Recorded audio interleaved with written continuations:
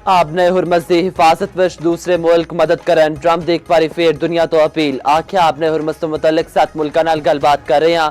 Beijing ने मदद ना की ते चीनी सदर नाल मुलाकात ताखीर दा शिकार हो सकती है। मैनू नहीं लगता ईरान गलबात लई तैयार है।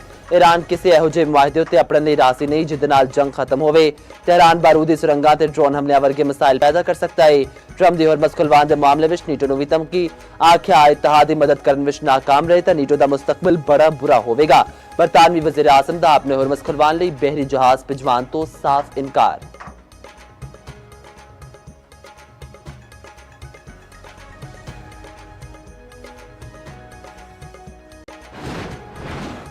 अमरीका ने अपने हुरमत विच बहरी जहाज़ां दी हिफाजत लई नवा प्लान तैयार कर लिता। ट्रंप इंतजामिया बहरी जहाज़ां दी हिफाजत लई इत्तेहाद दा ऐलान करेगी। अमरीकी मीडिया के मुताबिक कई मुल्कां ने ऐसे इत्तेहाद का हिस्सा बनने उत्ते इतफाक किया। बरतानिया दा अपने हुरमत लई बहरी जहाज जंगी जहाज भेजन तो साफ इनकार। बरतानवी वज़ीर आज़म ने अमरीकी सदर की मदद की अपील मुस्तरद कर दी। बरतानवी अखबार का आखना है वज़ीर आज़म केयर स्टारमर ने ट्रंप नूं दस्सिया कि बरतानिया तैयार नहीं। फ्रांस का पहले ही अपने हुरमत खुलवान लई बहरी बेड़ा भेजन तो इनकार। जापान का आखना है ट्रंप के आखन उत्ते बहरी जहाज नहीं भेजांगे। चीन भी ट्रंप के मुतालबे उत्ते खामोश रहा। जनूबी कोरिया का आखना है सूरत हाल का नेड़े तो जायजा लै रहे हैं। ट्रंप के दावे के मुताबिक जे ईरानी बहरिया खत्म हो चुकी है तो हिम्मत विखावे ते खलीज फारिस विच अमरीकी बहरिया भेज के वेख लवे। ईरानी पासदारान इनकलाब का अमरीकी सदर डोनाल्ड ट्रंप नूं चैलेंज आख्या असी 10 साल पहले तैयार किए गए मिसाइल इस्तेमाल कर रहे हैं। हजे जून 2025 के बाद तैयार मिसाइल इस्तेमाल विच नहीं लियाए। ईरानी वज़ीर खारजा अब्बास अरागची दा आखना है ईरान ने अमरीका नाल जंगबंदी या सीज़फायर की कोई दरख्वास्त नहीं की।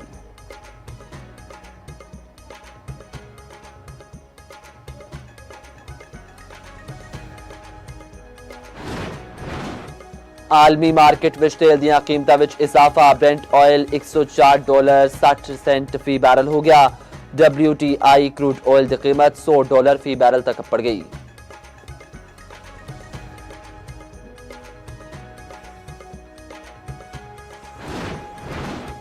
पाकिस्तान स्टॉक मार्केट विच कारोबार के आगाज उत्ते मंदी। 100 इंडेक्स विच 1000 तो वध पॉइंट्स की कमी।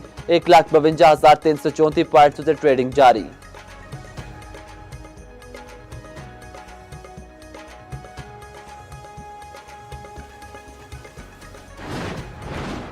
दुबई एयरपोर्ट के नेड़े ड्रोन हमला अग भड़क उठी। दुबई मीडिया ऑफिस के मुताबिक ड्रोन हमले ने ईंधन के टैंक को निशाना बनाया।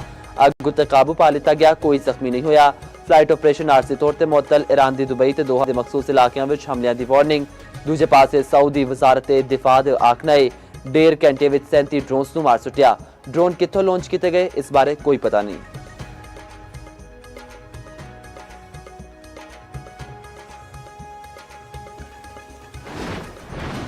इमराती सदर मोहम्मद बिन जायद का सऊदी वली अहद मोहम्मद बिन सलमान नाल टेलीफोनिक राबता। दोवां रहनुमावां दी खिते दी सूरत हाल उत्ते गलबात।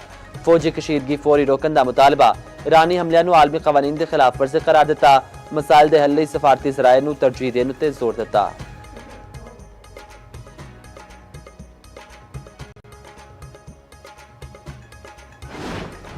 गैर कानूनी मुकीम गैर मुल्कियां के खिलाफ क्रैकडाउन। इस्लामाबाद रावलपिंडी अटक चकवाल मरी ते जहलम विच कॉमिंग ऑपरेशन। 8 अफगान शहरियां समेत 53 अफराद गिरफ्तार। किराएदारी एक्ट के खिलाफ वर्जी उत्ते मुकदमात दर्ज। असला ते मनशियात बरामद।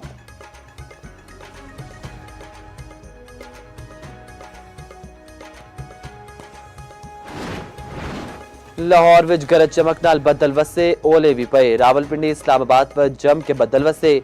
मरी विच वक्फे नाल बारिश ते यालाबारी। साहिवाल पत्तों की चकवाल खुशाब सरगोदा ते होर शहरा विच भी बारिश। पेशावर विच भी मूसाधार बारिश हुई।